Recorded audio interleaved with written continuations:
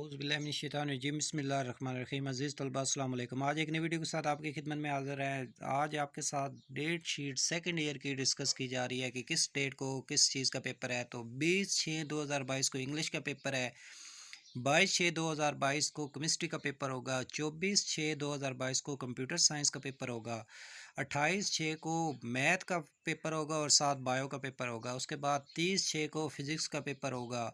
उसके बाद 2/7/2022 को पाकिस्तान स्टडी का पेपर होगा और 4/7/2022 उर्दू का पेपर होगा। इसी के साथ सेकंड ईयर की डेट शीट जो है वो कंप्लीट हो जाएगी। उसके बाद फर्स्ट ईयर के पेपर जो है वो स्टार्ट हो जाएंगे।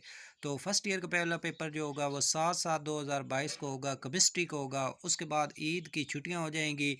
उसके बाद 15/7/2022 को बायो का पेपर होगा और साथ मैथ का पेपर होगा। 18/7/2022 को इंग्लिश का पेपर होगा। उसके बाद 19/7/2022 को जो है वो कंप्यूटर साइंस का पेपर होगा।